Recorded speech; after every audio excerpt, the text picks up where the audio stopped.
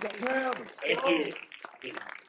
First of all, I love the TED Talk vibe that we have going on over here. Okay, I hope you are all enjoying your steamed dumplings that we passed out. For those of you who have allergies, it does contain wheat and soy. Since my capstone is about Chinese and international business, I thought I would start off with some Chinese. 你好吗？我很高兴来到这里，希望你喜欢。Hello everyone, welcome to my capstone and please enjoy. When you think of a language, or you think of a foreign language, you might think of maybe something like this. Something impossible to understand, difficult, or maybe even confusing, maybe angry because you don't know what it says. When you think of Chinese, maybe something like this comes into your mind. Foreign characters and symbols that have no meaning to you, but only certain people can understand them. Through this capstone process, I'm living proof that you can learn a difficult language. All it takes is practice, dedication, and a little bit of love. As the French philosopher Frantz Fanon once said, to speak a language is to know a world of culture. What does he mean? When you speak the language, you know the culture. When you know the culture, you know the people. People and languages are directly connected. We wouldn't be able to communicate otherwise. I've always had a love for languages. I can remember when I was in 4th grade, researching on my iPad how to learn Chinese, thinking something magical would happen, I'd become fluent overnight. But that was not the case, but it did start a passion in me. It all started when my family hosted 2 foreign exchange students, Sean and Jeff. Of course, those were their English given names. Jeff is right there on the left, and that one's Sean. Jeff was from Beijing, and Sean was from Shanghai. We lived with them for almost a year. I remember Jeff and Sean would talk to each other in Chinese and even cook authentic food for us. I remember I felt so blessed that I was intrigued. How could someone living with me be so different, live such a different life, and speak such a different language? I remember one time me and Jeff were at the fish market and he asked me to pick out 1 crab for him to cook. I said, okay, simple enough. I reached in there and out came a crab on my finger. I remember screaming. My mom didn't know what to do. Jeff was just laughing at me. But now looking back, I can laugh at it because it was stupid. I'm very happy to learn from Sean and Jeff. It was probably one of the best experiences I had in my life. And I actually still keep in touch with Jeff today. People don't realize there are a lot of benefits to learning a language and being bilingual. According to MSc Child Studies, learning 2 languages can help with brain function and taking retention tests. And for adults, being bilingual can also help protect against Alzheimer's disease, which comes at an older age. So there's many benefits to learning 2 languages. Sadly, living in America, we don't usually hear about Chinese or even hear people speaking it in our everyday lives. It's shocking to me how dominated our English language is in our culture today. We've all heard people say, either you speak English or you get out of our country. And that's super sad to me that people don't have respect for other languages and other cultures. I've always had a love for Chinese. Did you know that about 1.3 billion people speak Mandarin Chinese? And there's over 8 distinct dialects. That's a lot more than English. And Chinese has quite a rich history that I'll go into later. Here is China divided up into all the provinces. Right there is where Jeff was from. Down there is where Sean was from. It's such a huge and unique country. So I was learning Chinese, but how could I use it? How could I apply myself to the real world? I was asking God, how can you use me? How can you use language, Mandarin Chinese, to glorify your kingdom? I was searching through the Bible, looking for some verses, and I came across Paul in Acts 17. He crosses cultures in Berea to speak to people he's never met. He crosses the culture to a new place, to people that he was unfamiliar with and uncomfortable with. But that didn't stop him from preaching the gospel. That's what I want to be. I want to be like Paul, who goes out of his own culture to talk to people he's never met, to share the gospel. A couple lessons I've learned from this capstone experience. One is that I love to talk with people, so language was always a first step of mine. I also love learning about the Chinese language and the Chinese culture. And lastly, I've learned through this process that Mandarin Chinese is my calling in life, which is super, super exciting. Being super outgoing, I love to talk with people and I love to connect with them, so learning a language was a natural first step. I've always had a love for the language, and I hope this love will continue throughout my life. I love being outside of my own culture, especially when traveling. I believe when you get pushed into an uncomfortable situation, you can truly grow as a person. I believe when we travel, we become a little bit more human as we learn about this great, vast world that we live in. So, for my first experience, I really wanted to travel to China, and I was so close, but COVID. So, I turned to the next best thing in the US, and that was New York and San Francisco, Chinatown. Over here on the left is San Francisco, on the right is New York.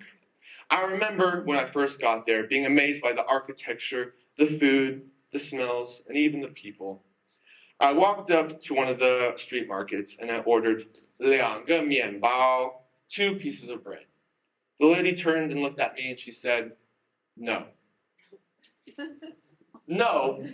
Oh no, what did I do? Did I do something wrong? Did I offend her? It took me a couple minutes to realize she was telling me no, they were out. But it was still a good experience, and I remember my mom saying she was so proud because I just put myself out there. Here's me staying in the street market, and then me eating some ice cream in New York. Hopefully, though, I'll be able to travel to China, the real thing, and use my Mandarin with locals. I remember this one lady passed out a flyer to me, and I told her thank you in Chinese. She looked at me, and she kind of was like, did that really happen? This skinny white boy talking Chinese to me. I definitely stuck out like a sore thumb, but it was a good experience for me. So, how can I use my Chinese in the real world application?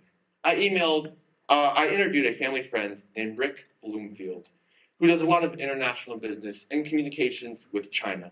I asked him, Rick, what should I be doing to further my path? And he said, keep learning Chinese. When you learn the language, it shows a certain respect for the people. So that's what I did. He encouraged my path. I was told you either go into government or you go into business when you learn another language. So I went into business, specifically international business. My stepdad's friend Oliver, I talked to him a while ago. He travels to China a lot for business, over 50 times. I said, Oliver, what was your favorite part of traveling? He said, not just talking to the people, but learning about how the people think, their mindsets, and their interactions. I thought that was cool. He didn't want to go to China just for the business aspect, but he went to China to see how other people live their lives.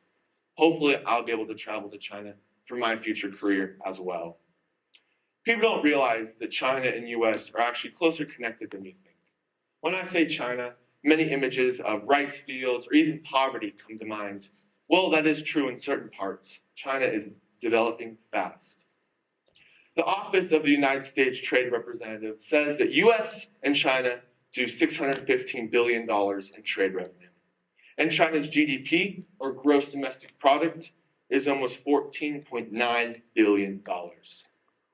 Many people think US is a superpower, but that's also far from the truth. China's economy is scheduled to pass the US in 2030, which is not far behind. And all of the global trade, China does about 30% of all global manufacturing. Our economy is connected, and we couldn't live without them. Chances are something you're wearing right now, whether it be a shirt, your socks, or your shoes, or maybe even the chairs we're sitting on right now, were made in China. We were supposed to read a book for Capstone, so I decided to read Dealing with China by Henry M. Paulson. In this book, Mr. Paulson, which is a former Secretary of State, talks about how he traveled to China over many, many years, introducing U.S. customs and foreign business. He talked about meeting the former president of China and the prime minister. It was super interesting how someone with zero business background could make an impact in China. And hopefully, maybe I can too. My first semester of this capstone experience was mainly focused on business. So for the second semester, I really want to focus on the actual language aspect. So I thought, what could I do? And I remembered the year of the tiger. It was Chinese New Year. During February, I had the privilege of hosting a Chinese New Year party with a bunch of my friends. During this time with my friends, we made authentic dumplings. I taught them how to say dumpling, which is 饺子. We learned more about this amazing holiday that people celebrate together. I learned a lot about myself and about the Year of the Tiger and this amazing holiday that people love to celebrate in China. As most of you know, FRCS does not offer Chinese, so I had to get creative. Throughout my high school process, I picked up books, textbooks, and even went on the web to try to teach myself. And eventually, I got my own teacher, who I've had for about 2 years. I interviewed my Chinese teacher.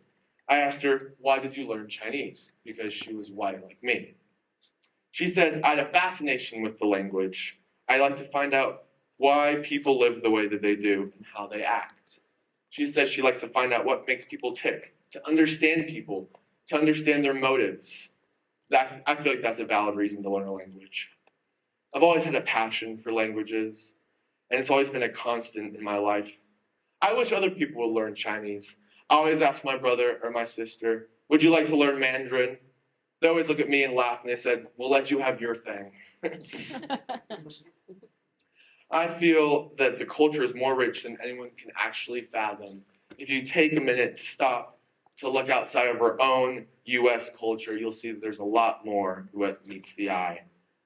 We were supposed to do a research project for our capstone, but there's so much involving Chinese and the Chinese language. So I researched the actual history of the language. Many people don't realize, but 3,000 years ago, the Chinese language was carved onto turtle shells and bones. This was an oracle script, the first originating writing of China. Over the years and over many centuries, it changed into what we now know today as traditional Chinese. So that was super cool to know that things that I'm reading today and things that I'm learning were eventually carved into turtle shells. Who knows what the future will hold for me, but I know it's going to be a great adventure. And who knows, maybe that'll be me one day, living in Shanghai, the business capital of the world, making business deals, ordering authentic food, maybe even meeting new people. Who knows? This capstone has encouraged my current path. What's really exciting is I know that this is my calling that God has for me. And because of this experience, I have a better appreciation for culture, for people, and for the language. So I encourage you, if you've encountered a language you've never heard before, or a food you've never eaten, or even a person you've never met, don't let unfamiliarity scare you. Lean into it, because you never know what you might love. 谢谢朋友，你听我. Thank you everyone for listening to me.